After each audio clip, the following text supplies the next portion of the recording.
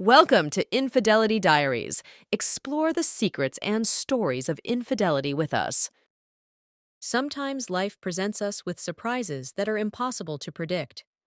Everything seems familiar and calm, and suddenly, in one moment, as if a lightning bolt in a clear sky, something changes. At first, it's imperceptible, on the edge of perception, but with every second, that feeling intensifies, growing inside until it engulfs your entire being. That's exactly how I felt that evening, when Michael, my husband's father, came to visit us. I am Emily, an ordinary woman living in a small town in Oregon. I am married to James, and we have two children to whom we have dedicated all our energy. Our house is situated right by the forest, and sometimes, when I am alone, I feel as though the trees are whispering to each other, discussing something secret and ancient. But, as I recently realized, the real secrets are not hidden in the forest, but much closer, among those we consider to be our loved ones. Michael arrived unexpectedly, though he had informed us of his visit. We were accustomed to his rare visits. He is a person engrossed in his work, employed in another state, but he always finds time to visit us. That evening, I greeted him at the door, feeling a slight unease that was hard to explain. He had always been a reserved, calm person, but at that moment, I sensed something new in his gaze, something that made me freeze for a moment. After dinner, we sat in the living room. James was talking about work. The children had already gone to bed, and only the fire in the fireplace was a witness to our conversations.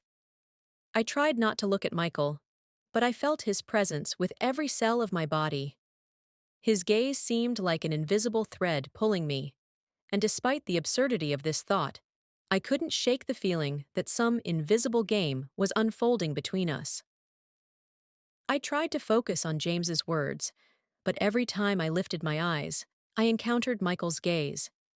There was something strange, incomprehensible, yet simultaneously magnetic about it. It wasn't just curiosity, it was something more, something that made me ponder what lay behind his reserved smile. The night was deepening outside, and the shadows in the room were growing longer. I could feel the atmosphere changing, filling with a tension I couldn't explain.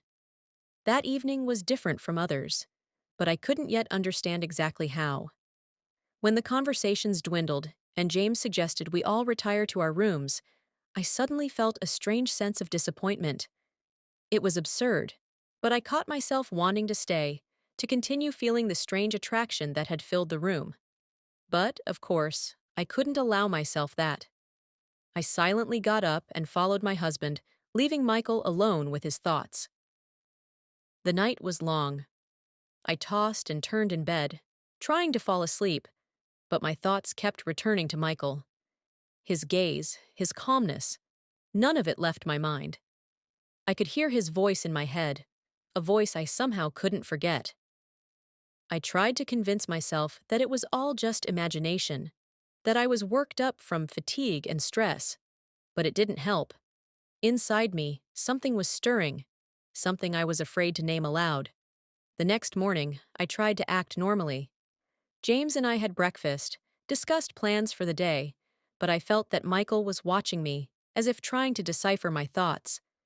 It felt like a game where no one had spoken the rules aloud, yet both participants knew it was underway. When James left for work, and the children went to school, I was left alone with Michael. The house was quiet, only the wind outside swaying the trees, creating a sense of coziness and tranquility. I tried to focus on the household chores, but my thoughts kept drifting back to him. I found myself listening for his footsteps, the sounds he made, and at some point, I realized I was waiting for our encounter. He entered the kitchen while I was washing dishes. His presence was so overwhelming that I felt a pang of nervousness in my chest. I didn't dare turn around, but I knew he was standing nearby, and this closeness made my heart race. "Emily!" His voice came unexpectedly, and I flinched. He was as calm as always, but there was a hidden note in his tone that made me catch my breath. I turned around and met his gaze. He was closer than I had expected, and I felt a chill run down my spine. His eyes were full of mystery, as if he knew something I didn't understand. We stared at each other in silence, and in that moment, I realized that something more than just a connection between a father-in-law and a daughter-in-law had developed between us. I wanted to say something, but the words stuck in my throat. We stood so close that I could hear his breathing, and that sensation enveloped me completely. Inside me, a storm was brewing. I understood that something was happening that shouldn't be, but I couldn't stop. Every glance, every gesture from him drew me in, and I knew it wasn't just attraction. It was something else, something that was kindling slowly, like a fire smoldering gradually. Michael turned away first, as if giving me a chance to collect my thoughts, but I knew that this moment would linger in my memory for a long time. I continued with my tasks, but every moment of that day was permeated by his presence, his gazes, his voice. It was like a premonition of a storm that had yet to start, but had already captured all my attention. That day passed, leaving me with the feeling that something in my life had changed. I realized that what was happening was dangerous, but I couldn't resist it. Everything seemed so mundane, yet inside me, an elusive force was growing, gradually taking over me entirely. All day, I tried to find an explanation for my feelings. Cleaning, cooking, household chores, all of it was supposed to distract me, but every time I was alone, my thoughts returned to Michael. I was agitated, but I didn't understand why. It felt as though an invisible net was forming around me, tightening its grip with each passing day. When evening came and James returned from work, I tried to act as usual. We had dinner together, discussing everyday matters. James talked about some work issues, and I tried to listen, but my gaze kept falling on Michael, who also seemed to sense the hidden tension between us. His calmness and silence became something mysterious and intriguing, as if he were waiting for me to make the first move. After dinner, James suggested going for a walk, but feeling tired and overwhelmed, I declined. He shrugged, kissed me on the forehead, and left, leaving me alone with Michael. It was a strange moment when the air in the room became heavy, like before a storm. I didn't know what to say and felt a slight shiver overcoming me. "Emily," Michael broke the silence, his voice calm, but with an undertone of insistence that made me flinch. "You've changed somehow. Is everything all right?" This simple question made me tense up. I couldn't admit to him what I was feeling, as I didn't fully understand it myself. But his words, his concern for my state, were unexpected and, worse, desirable. "Yes, everything is fine," I replied, trying to appear as calm as possible. "I'm just a bit tired." Michael didn't say anything, but his gaze lingered on me longer than usual. In his eyes, I saw questions to which I couldn't find answers. We fell back into silence, but this silence didn't feel awkward. Rather, it was filled with hidden tension, as if we were both waiting for something, but hesitating to make the first move. At some point, it became unbearable for me to be in the same room with him.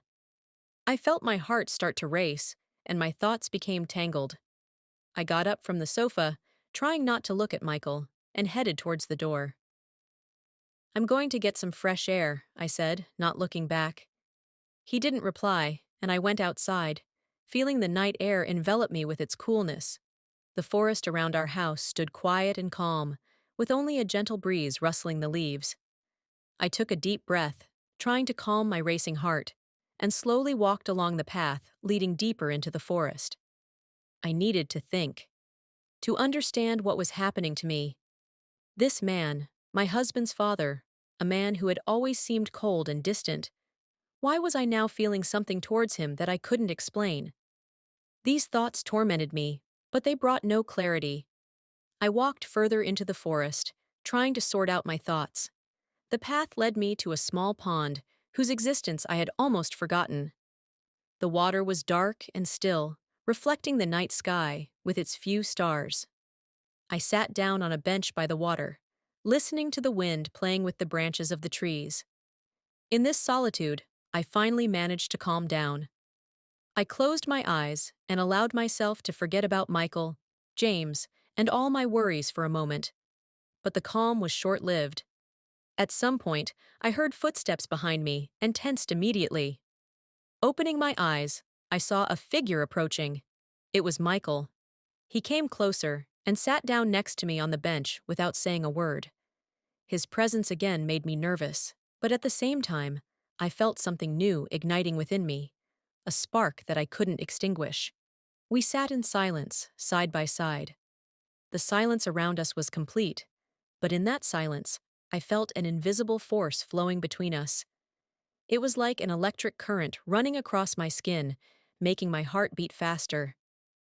Inside me, two feelings struggled: an urge to leave, and a fear of what might happen if I stayed. Michael slowly turned his head and looked at me. In his eyes, I saw the same thing I felt myself: attraction, passion that he was hiding, but had become too strong to ignore. He didn't say a word, but that look spoke more than any words could. I couldn't look away, couldn't leave. We were like two magnets drawn to each other, despite all obstacles. I felt my breathing quicken, and I was afraid he would hear how fast my heart was beating. At that moment, I felt frightened. Frightened that I could no longer control myself, that the attraction to this man had become too strong. I knew that if I stayed here any longer, I wouldn't be able to resist anymore. But Michael, sensing my anxiety, broke the connection first. He turned his gaze and looked at the dark surface of the pond. I felt the tension between us begin to dissipate, but along with it came disappointment. I wanted him to make the first move, for the spark we both felt to ignite.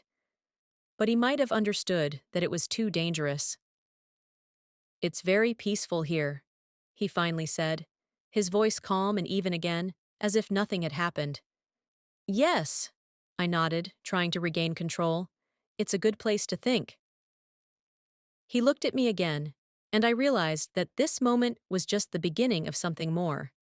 Despite everything I felt, despite all the danger, I knew that this evening was only the first spark in the flame that would inevitably ignite. We stayed there for a while longer until the night air began to chill us. Finally, I got up, and Michael did the same. We walked back to the house in silence, where our old lives awaited us, but I knew that this night had changed everything. When we returned, James was already asleep. I climbed into bed, feeling the cold night air from the forest still tickling my skin. I closed my eyes, but sleep did not come. I lay there, listening to James's quiet breathing, and thought about how everything would soon change. This night had marked the beginning of something new, something dangerous, but I could not avoid it. My life would never be the same, and I could no longer stop what had begun. The next morning, I woke up with the feeling that the night in the forest was not a dream, but a reality that was gradually taking over my life. Everything around me seemed strangely familiar, but also changed. I couldn't get rid of thoughts about Michael, about how we had sat by the pond, surrounded by silence and hidden passion. His image haunted me, even as I tried to focus on ordinary tasks. James had left for work early in the morning, and once again, I was alone in the house with Michael. The day began as usual. The kids went off to school. I took care of the cleaning. But everything around seemed painted in new, more vivid colors. In every step Michael took around the house, in every glance he cast, I felt something I had never noticed before. It was like an electric charge in the air that couldn't be ignored. All day, I tried to avoid encountering him. I felt that if we were alone again, what had happened by the pond would repeat itself, and I wouldn't be able to resist any longer. Yet, I still heard his footsteps in the neighboring rooms, and that feeling continued to envelop me like a suffocating fog. As evening approached, with the sun already setting, I heard his voice calling me from the living room. It was calm, as if nothing had happened, but I felt it was merely a facade concealing something much deeper. I entered the room, trying to appear confident, but inside I was trembling. Michael stood by the window, looking out at the golden evening sky. I noticed him slightly turn his head towards me, catching the sound of my approaching steps. "Emily?" he said quietly, as if testing my reaction to the sound of his voice. Yes, I responded, trying to keep my voice steady, though I knew it was becoming increasingly difficult. He didn't answer right away, and I moved closer, unable to resist the unknown attraction. The room was filled with silence, and only the faint wind outside reminded us that the world beyond our home continued to move. I found myself next to him, closer than I had intended, and felt the air between us growing dense and palpable. Michael slowly turned to face me, and his eyes met mine. At that moment, I realized that I could no longer run away. A fire was igniting between us that couldn't be extinguished. His gaze was so intense that I felt a shiver run through my body. "Why are you avoiding me?" he asked softly, as if knowing the answer, but wanting to hear it from me. I took a deep breath, trying to gather my thoughts, but they scattered like sand through my fingers. I couldn't lie to him, couldn't pretend that everything was fine. "Because I'm afraid," I admitted, feeling my throat dry up. Michael nodded slowly, as if understanding what I meant. He took a step towards me, and I felt his hand touch mine.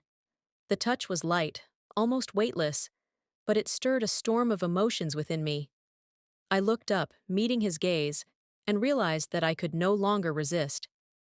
Michael moved closer, his breath brushing against my skin, and I couldn't look away. At that moment, there was only a thin line between us that was about to disappear. I didn't know how it would all end, but I knew one thing. I wanted it. I wanted him. He lifted his hand and gently caressed my cheek. The motion was so tender that I felt goosebumps running across my skin. My heart pounded so hard that I was afraid he might hear it. I couldn't hold back this feeling any longer. It had engulfed me completely. Michael leaned in closer, and time seemed to stop. I saw his eyes darken with passion as his lips slowly approached mine. I knew I should step back, stop this, but instead, I took a step forward, feeling his hand tighten around my face. And finally, his lips touched mine. It was more than just a kiss. It was a release from all the constraints, all the rules and prohibitions. His lips were soft and warm, and this kiss evoked such strong feelings in me that I had never experienced before. Everything inside me screamed that this was wrong, that I was making a huge mistake, but at that moment, I couldn't stop. Michael pulled me closer, and I felt his arms wrapping around me, as if trying to keep me from falling into the abyss I had thrown myself into. The kiss was long and deep, full of the passion that had been hidden in both of us for so long. I responded with the same intensity with which he was kissing me, and I felt his hands moving across my body, stirring a wave of desire within me. I knew it was wrong. I knew this moment would change everything, but at that moment, I couldn't think of anything else but how much I wanted this man who stood before me. When we finally broke apart, both of us breathing heavily, I couldn't believe what had just happened. My lips still burned from his kiss, and my heart raced as if I had run a marathon. We looked at each other, trying to grasp what we had just done. "Emily," Michael whispered, his voice filled with an uncertainty I had never heard before. "We shouldn't." But I didn't let him finish. I knew he was right, but I couldn't let this moment end like this. I pulled him to me again, and our lips met once more, this time with even greater passion. This kiss was longer, hotter, and I felt his arms embracing me again, leaving me no chance to escape. We couldn't stop, even if we wanted to. This moment was what we had both been waiting for, but were afraid to admit to ourselves. I knew this kiss would change everything, but I couldn't stop. I wanted him more than ever. Finally, when we pulled away from each other, I felt the world collapse around us. I realized that our lives would never be the same. This kiss had become a point of no return, and I didn't know where it would lead us. But I was sure of one thing: we could no longer go back. Michael slowly released me, his eyes still filled with passion, but also showing concern. I felt the tension between us, which could no longer be ignored. We both understood that we had made a huge mistake, but that knowledge couldn't stop what had begun. "We need to think," he said. and I nodded, not knowing what to say in response. We stood there in that room, filled with silence and tension, and I knew that this moment had changed everything. After our lips finally parted, a silence filled the air, laden with tension and unspoken words. I stood across from Michael, trying to grasp what had just happened. Everything that once seemed stable and predictable had turned into chaos that I didn't know how to handle. Michael took a step back, as if creating an invisible barrier between us. I saw his eyes darting around, and I understood that he, like me, felt the guilt of what had transpired, yet couldn't deny the pull between us. "We need to talk," he finally said, his voice soft but firm. "This shouldn't have happened. We both know that." I nodded, feeling a tightening pain inside. He was right. This kiss shouldn't have happened, but it did. And now we both had to live with that knowledge. I couldn't figure out how to go on, pretending everything was normal, as if nothing had happened between us. "I know," I replied, trying to keep my emotions under control. "But what now?" He looked at me, and I saw in his eyes the same anguish tearing me apart. He wanted to answer, but at that moment, we heard the front door open, and our hearts froze. It was James. He had returned earlier than I expected. I felt a cold sweat cover my body and tried to appear as calm as possible. Michael immediately changed his expression, regaining his former composure. "Emily, I'm home!" James's voice called out as he headed toward us in the living room. Michael nodded at me, as if signaling that the conversation was over, and took a step aside to leave. I remained where I was, feeling a storm of fear and guilt brewing inside. James entered the room, and I met his gaze, trying to hide all my emotions. "Hi, darling," he said, coming over to me and kissing me on the cheek. "Is everything okay?" I nodded, unable to respond with words. My heart was still pounding, and I feared that James might sense something was wrong. But he seemed to notice nothing suspicious. He was too absorbed in his thoughts and stories about his day at work. Michael stayed in the room for a few more minutes, listening to James's conversation, but soon excused himself, saying he needed some time alone. I watched him leave, feeling the pain and fear tighten within me. What would happen next? The evening passed in a strange atmosphere. I tried to act as usual, but I kept finding my thoughts drifting back to Michael. James was unaware and seemed pleased that the family was together again. We watched a movie, had dinner, and talked about daily matters. But inside me, a storm raged. When night fell and we went to bed, I couldn't sleep. Lying next to James, I felt suffocated by guilt. I understood that my actions were unforgivable, that I had betrayed his trust, but I couldn't get rid of the image of Michael, his kiss, his touch. It was like poison that had seeped into my blood and wouldn't let me rest. I got out of bed and, trying not to wake James, left the bedroom. I needed to be alone, to try to make sense of what had happened. I went out to the porch, where the night air was cool and fresh. Looking up at the dark sky, I tried to find answers to my questions, but there were none. Inside me was an emptiness I didn't know how to fill. Outside, there was silence, but in that silence, I heard the echo of my thoughts. I understood that our kiss couldn't remain without consequences. We had crossed a line that couldn't be ignored. Now I had to decide how to live with this knowledge. I didn't know how much time had passed, but suddenly I felt someone touch my shoulder. Turning around, I saw Michael. He stood nearby, his face tense and his eyes filled with worry. "Emily, we need to talk," he said quietly, as if afraid of breaking the silence of the night. I nodded, realizing that avoiding this conversation was no longer an option. We walked into the garden, where the dark silhouettes of trees concealed us from prying eyes. Michael stopped, looked at me, and I felt my heart start pounding again. "This shouldn't have happened," he said, his voice trembling with tension. "But I can't pretend there's nothing between us. I don't know what to do, Emily. But I know one thing. We can't continue as if nothing has changed." These words hit me like a blow. I knew he was right, but I couldn't find the words. All I could do was look at him and try to figure out what to do next.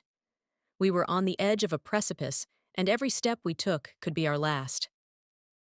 "What are we going to do?" I finally asked, feeling fear overwhelm me. Michael took a step towards me, and I felt his hand touch mine again.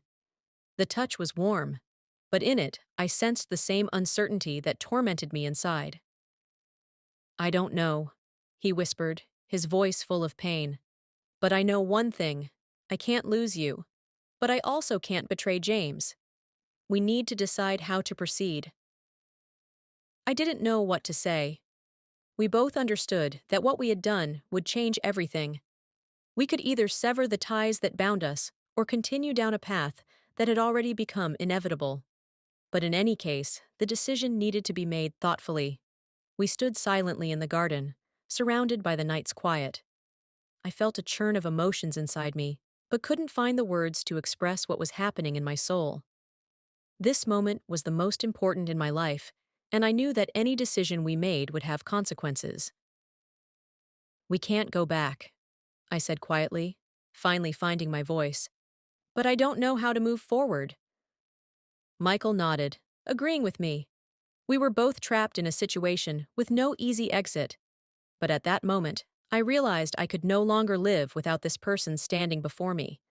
Despite all the obstacles, despite all the pain, I knew our connection was stronger than any rules and prohibitions. "We'll find a way," Michael finally said, his voice filled with resolve. "We need to be honest with each other and with ourselves." I nodded, feeling his words give me strength. We didn't know how it would all end, but at that moment, I realized I was ready to walk this path, no matter how difficult it might be. We returned to the house without saying another word, but inside, I felt that this conversation had changed everything. Now we were no longer just a father-in-law and daughter-in-law.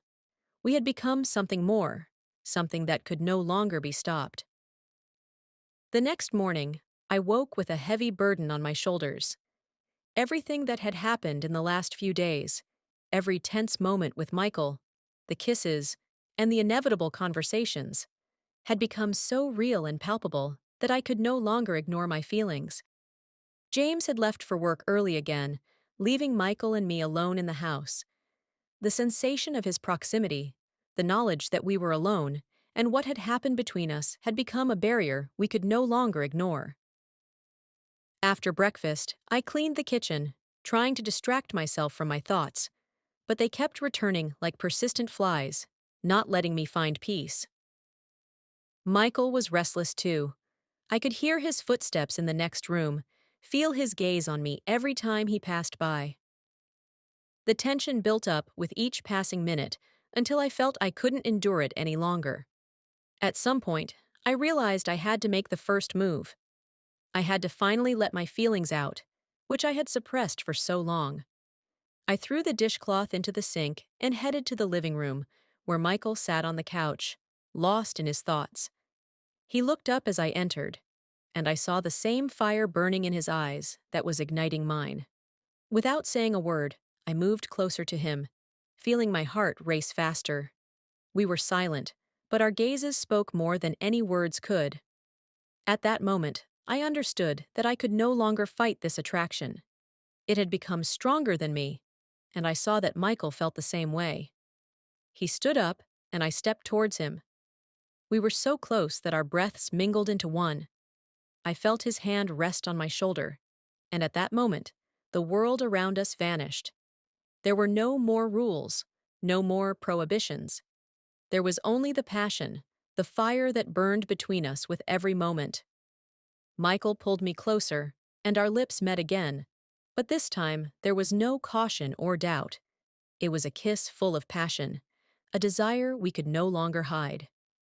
I responded with the same intensity, feeling all my internal barriers crumble under the force of this feeling. His hands explored my body, and I felt a wave of warmth engulf me.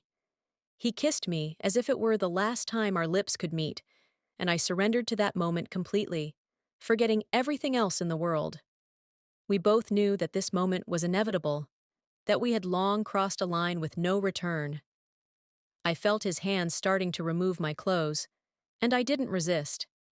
This moment was only ours, and I knew that nothing in the world could stop us. Michael lifted me into his arms, and I wrapped my arms around his neck, feeling him carry me down the hallway to the bedroom. The journey to the room seemed endlessly long, yet at the same time, I felt my body burning with desire. I couldn't wait for our bodies to merge, for us to finally unleash what we had hidden for so long. When we reached the bedroom, Michael gently laid me on the bed and hovered over me. His eyes burned with passion, and I saw that at this moment, he was ready to give me everything he had. I ran my hand over his face, feeling every contour, every curve, and our kiss deepened, growing hotter. He lowered himself onto me, his lips trailing hot paths across my body. I closed my eyes, surrendering to the sensations, feeling every nerve in my body come alive under his touch. I could no longer hold back my feelings. They burst forth like a stream that couldn't be stopped. Michael was gentle, but there was a strength in his movements that only heightened my desire. His hands glided over my body, exploring it as if for the first time, and every kiss, every touch made me forget everything in the world. I felt him slowly rise up my body, his lips moving upward until they met mine again.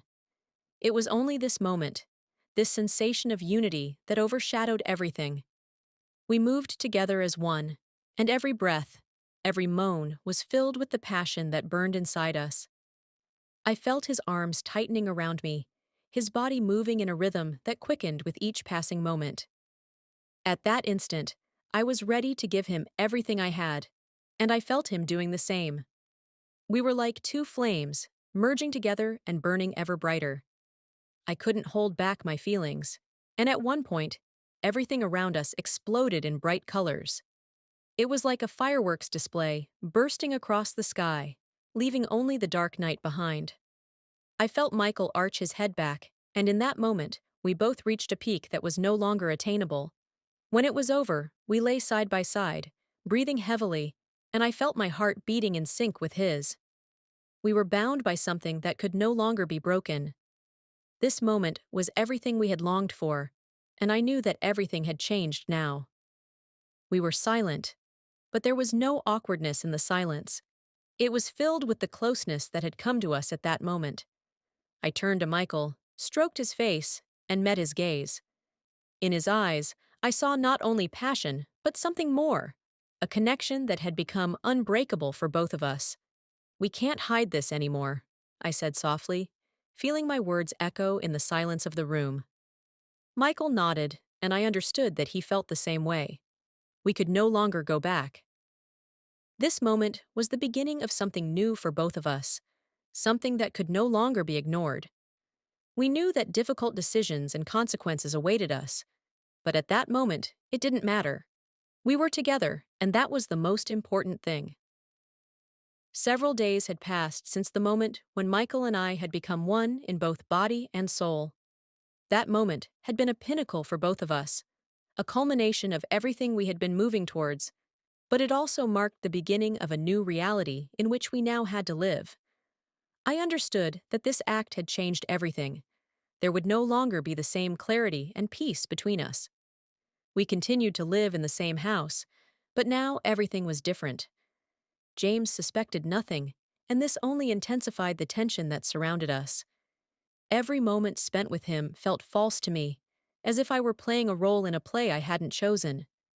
But the real tension arose when Michael and I were alone together. These moments were filled not only with passion, but also with danger. We both knew that our connection couldn't remain hidden forever, that at some point, we would have to make a choice that would change our lives forever. But for now, we tried to savor every minute we spent together, as if they were the last moments of our happiness. On one of those nights, when the house had sunk into silence and James had long since fallen asleep, I once again stepped out onto the porch to be alone with my thoughts. The night air was cool, and I took a deep breath, trying to calm myself. My thoughts kept returning to Michael, to how we had been together, and to what awaited us in the future. I felt a fire burning inside me that couldn't be extinguished. It wasn't just passion, it was something more, something that consumed me entirely. I knew that I loved Michael, but I also understood that this love carried with it many problems and complications. I stood there, lost in thought, when suddenly I heard footsteps behind me. It was Michael. He came up to me, and I felt his hand touch my shoulder. The touch was so familiar and yet so new that I involuntarily shivered. I turned to him, and in his eyes, I saw the same mixture of passion and anxiety that I felt myself. "We can't keep going like this," he said quietly, as if reading my thoughts. "It's becoming too dangerous, Emily. We need to make a decision." I knew he was right. We could no longer live in this world of secret meetings and hidden feelings. We needed to make a choice, and it had to be a thoughtful one. "What do you suggest?" I asked, trying to keep my voice steady, though inside, everything was boiling. Michael was silent for a few seconds, considering his response. I could see him struggling with himself, trying to find a way out of this situation, but his eyes betrayed the pain he was hiding. "I don't know," he finally said, "but I can't stand to see you suffer anymore. We need to decide what to do next. Maybe we should tell James the truth?" His words struck me like lightning. I hadn't expected him to suggest such a course of action, but I understood that there was logic in it. We couldn't hide forever. But how could I admit to James what had happened? How would he react?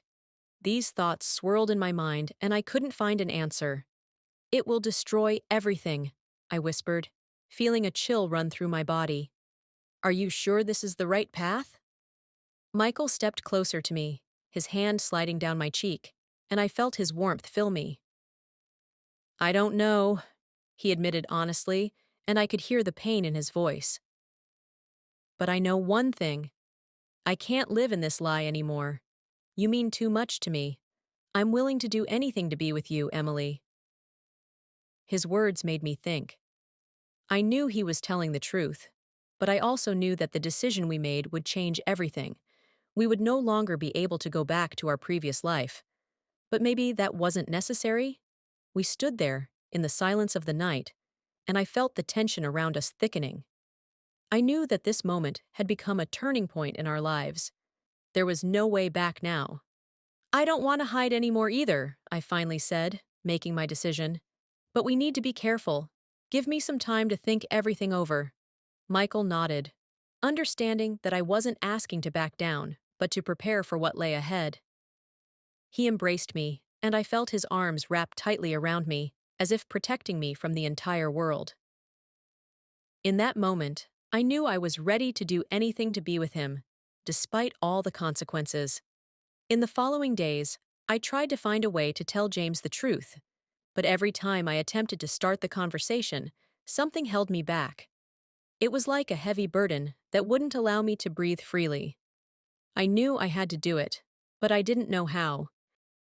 Michael felt the tension too, but he tried not to pressure me. We continued our secret meetings, but now there was more sadness than joy in them. We both knew that the moment would soon come when we would have to make a decision that would change everything. One day, when the house was empty and James had left on business, Michael came to me. He was calm, but in his eyes, I saw a determination I hadn't noticed before. He approached me, and without saying a word, took my hand, leading me to the bedroom. I knew what he wanted. And at that moment, I wanted it too. We could no longer wait, could no longer hide our feelings. I followed him, feeling the fire of passion ignite within me. This was our moment, and we couldn't let it slip away. Michael closed the bedroom door behind us, and I felt the tension melt away in the air. He embraced me, and our lips met again in a kiss. But this time, it wasn't just desire, but also a resolve to be together, despite everything.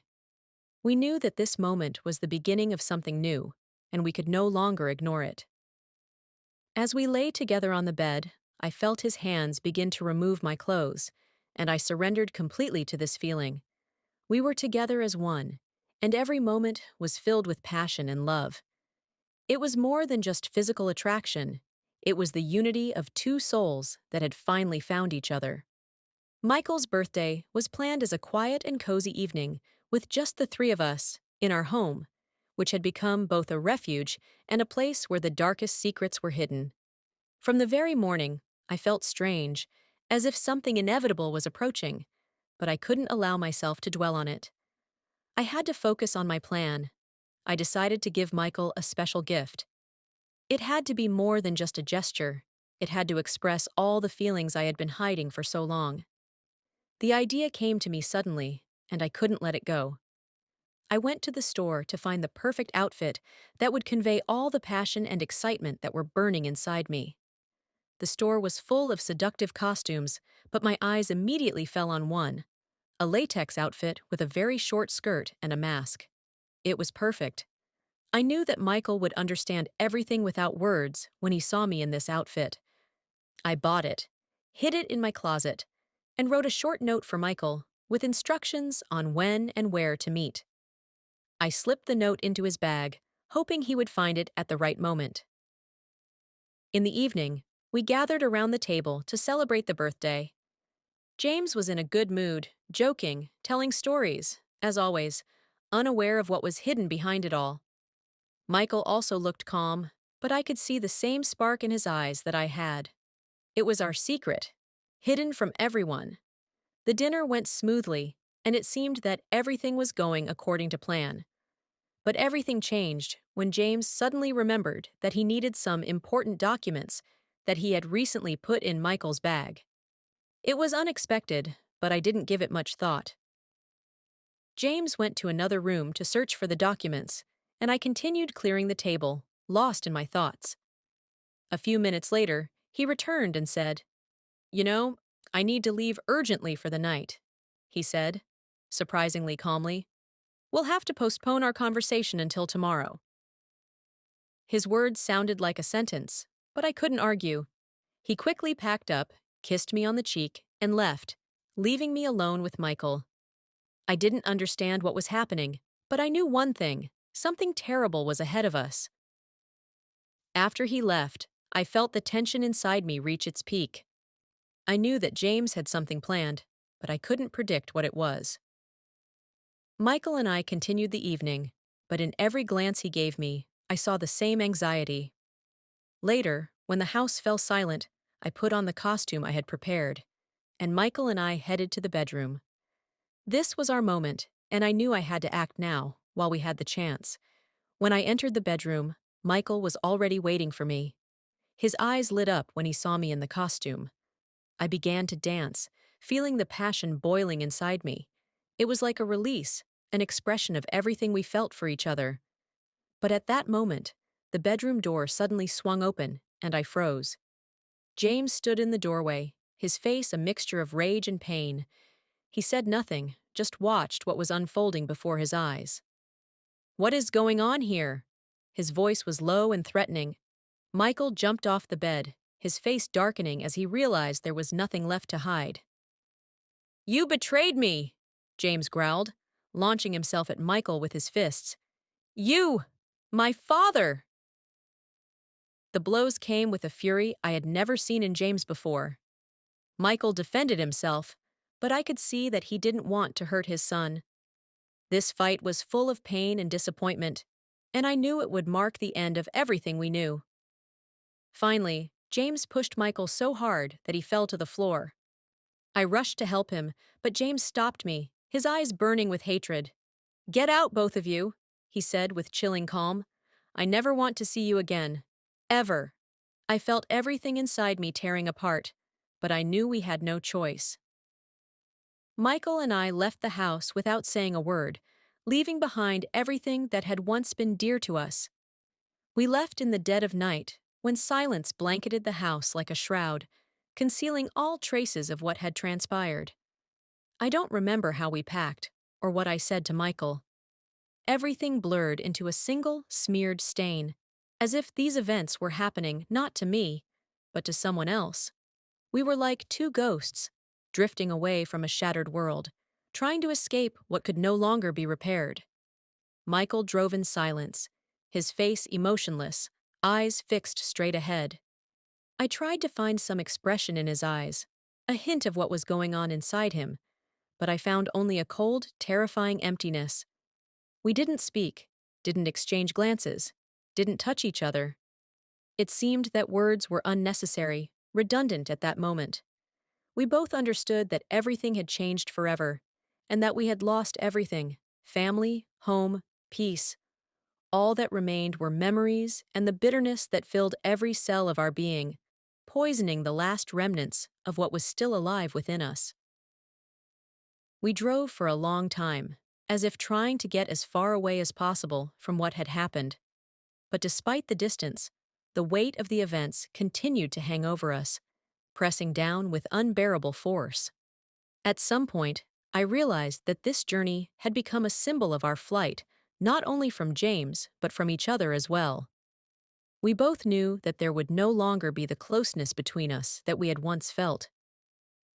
We stopped at a small motel on the outskirts of town, far from anything that could remind us of the past.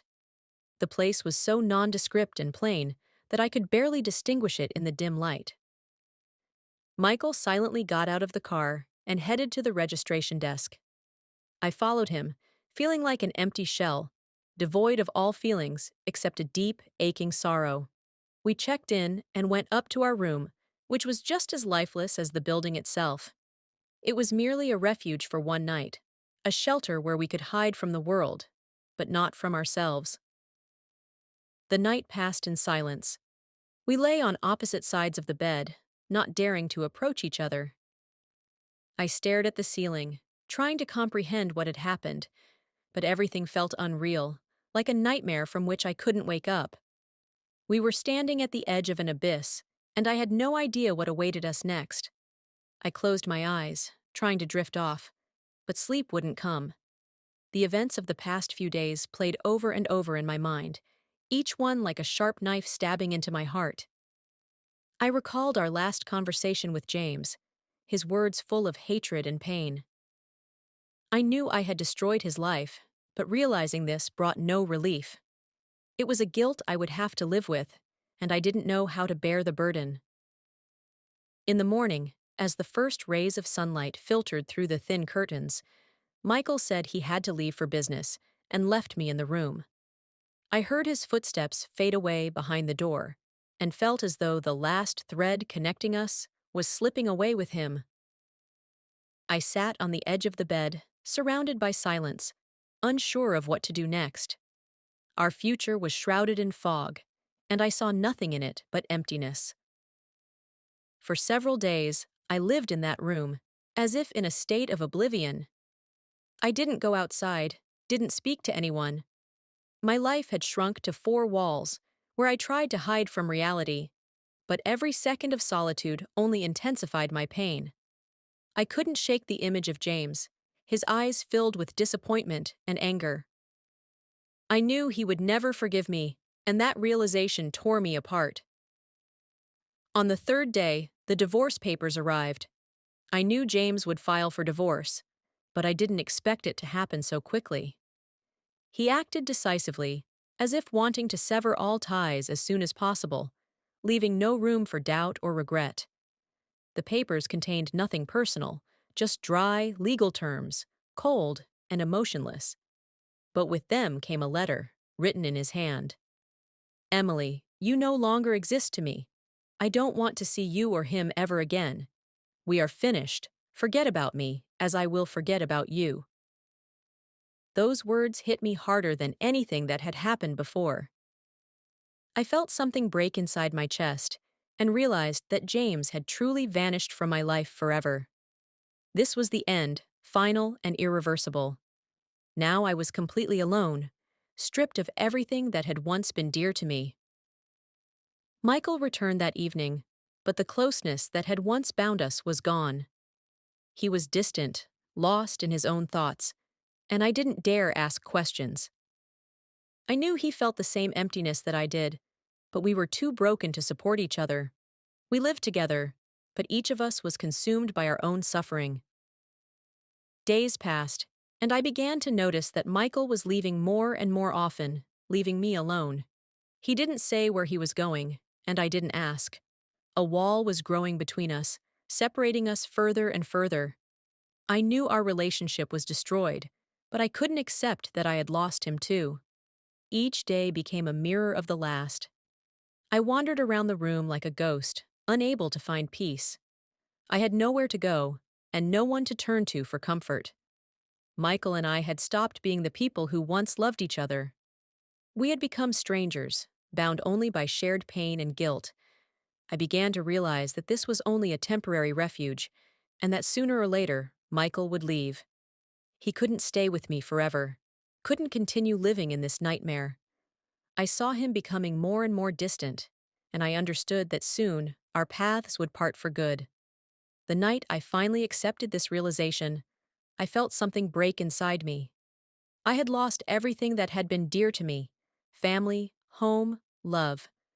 Now I was left alone, with only emptiness ahead. After I received the divorce papers, something began to settle between Michael and me, something I could only describe as an irreversible loss. It was like a thick fog slowly enveloping us both, cutting off the path back to the passion and closeness that once bound us together. With each passing day, our connection grew more fragile, like thin ice on the verge of cracking and shattering into tiny shards. We continued to live in the same motel that had become our temporary refuge, but now this place held nothing but coldness and emptiness. Michael increasingly left for his business, leaving me alone. I understood that these business trips were nothing more than his attempts to escape from reality, from the responsibility he could no longer bear. Each time, his absences grew longer.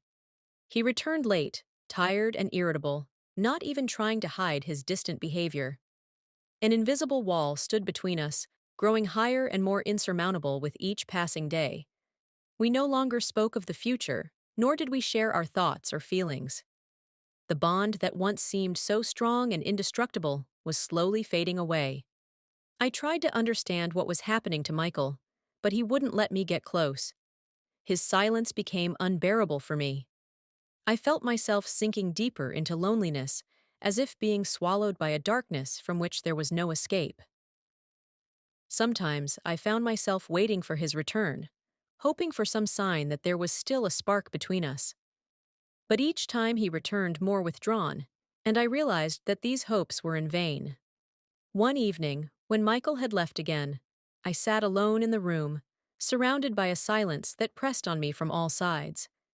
I could no longer stay in this place, could no longer bear the cold and emptiness. I went outside, wishing to feel fresh air for just a moment, but even there, among the trees and the rustling of the wind, I found no solace. All I felt was a deep, all-consuming emptiness. When I returned to the room, I was met by nothingness. Michael had not returned.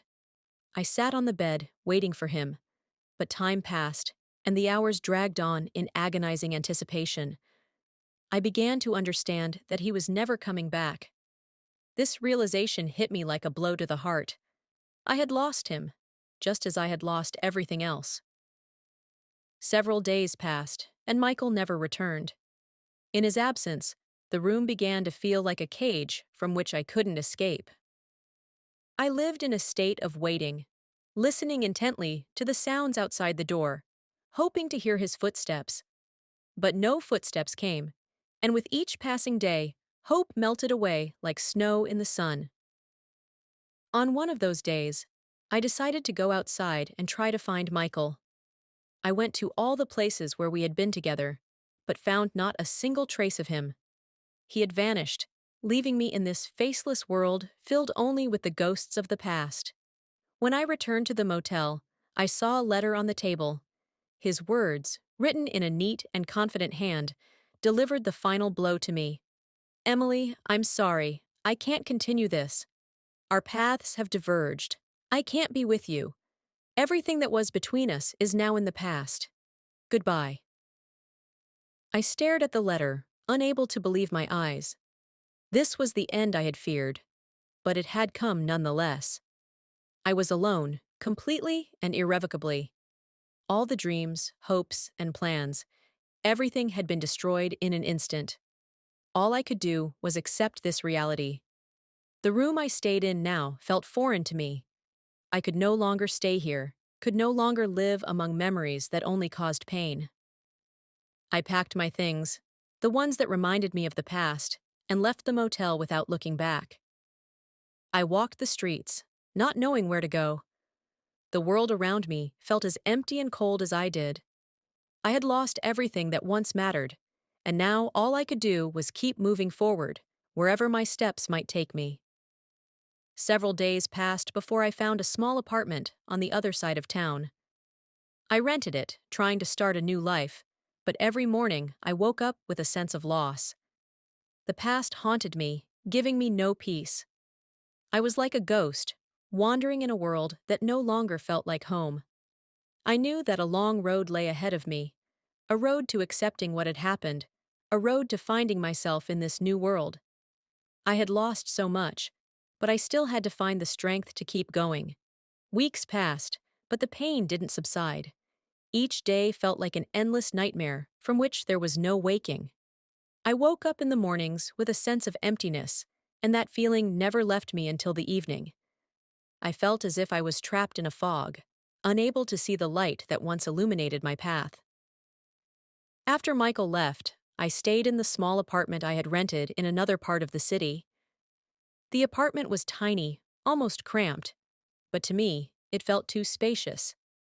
There was nothing in it that reminded me of my past life, of the home I had destroyed with my own hands. It was a new beginning, but every day spent there brought new torments. I thought a lot about what I had done. My entire life had turned into an endless cycle of regret and self-reproach. I had shattered my family, betrayed the person who loved me more than anything, and destroyed a relationship that should have been sacred. I couldn't shake the feeling of guilt that followed me like a shadow. Sometimes I would sit on the bed and try to imagine how my life might have turned out if I had made different choices. If I had stopped at the very beginning. If I had resisted my desires. If I had remained faithful to James. But those thoughts were futile. Reality was what it was, and I couldn't change it. Every time I went outside, I felt how the world around me had changed. People passed by without paying attention to me, and I realized that I no longer belonged to this world. I was a stranger in my own life, stripped of the meaning that had once been so important to me. I tried to find a job to distract myself from my thoughts, but even that didn't bring me any relief. Every morning, I would go out looking for work, but I couldn't hold on to any position. Everything seemed meaningless to me, and I couldn't find the strength to continue. Loneliness and despair became my constant companions. One evening, after a long day of searching, something inside me broke. I sat on the floor, hugging my knees, and began to cry. Tears streamed down my cheeks, and I couldn't stop them. It was like a flood washing away all my efforts to stay afloat. I cried for a long time, trying to release all my feelings, but it brought no relief. I realized that trying to start a new life wasn't as easy as I had thought. All my attempts to build something new were shattered against the wall of regret and guilt. I couldn't forgive myself for what I had done. I had destroyed not only my own life, but also the lives of those who were dear to me. And that realization was unbearable. At night, I woke up again from nightmares. In my dreams, images of James and Michael appeared, their faces filled with pain and disappointment. I saw them turning away from me, walking away, leaving me alone in the darkness. These dreams were so real that I woke up screaming, feeling my heart tighten with fear and longing. One day, sitting alone in my apartment, I realized that I needed to change something. I could no longer live in this state. I had to find a way to let go of the past, accept my mistakes, and move forward. But that was easier said than done. I started by deciding to seek help. I made an appointment with a therapist, hoping it would help me understand my feelings and find the strength to keep living. The first sessions were difficult. I couldn't talk about what had happened without feeling a wave of pain rise in my chest. But gradually, step by step, I began to open up. I talked about my fears. about how I had lost everything, about how hard it was for me to live with this burden on my soul. The therapist helped me understand that I couldn't change the past, but I could learn to live with its consequences. She showed me that my desire to start a new life was the first step toward healing, but to move forward, I had to learn to forgive myself, even if that seemed impossible. The process was long and painful. I relived my mistakes over and over, trying to find the strength within to forgive myself for what I had done. There were days when I felt ready to give up, when I thought I didn't have the strength to continue. But there were also moments when I felt a glimmer of hope, like a small ray of light in the darkness. Over time, I began to notice changes. My pain didn't disappear, but it became less sharp. I began to understand that my past didn't have to define my entire future. I could learn from my mistakes and use that experience to become stronger. It wasn't easy, and the road to healing was long, but I knew I had to keep moving forward. Every day, I took small steps toward a new life. I found a job in a small cafe where no one knew about my past. This place became a refuge for me, where I could forget about my problems, even if just for a few hours. I started finding joy in the little things, in the morning light, in the smell of freshly brewed coffee, in the smiles of the customers. These were small moments, but they helped me keep going. I realized that I couldn't fix what had happened, but I could try to make my life better. I began to look for the strength not just to live, but to start trusting people again, to open myself up to new experiences. It wasn't easy, but with each passing day, I felt something inside me changing. At some point, I realized that the journey to a new life didn't have to be quick. It was a slow, gradual process, and it required patience and willpower. I learned to appreciate each moment, even if it was filled with pain. I understood that it's not just about how we live, but how we learn to live with what we've done.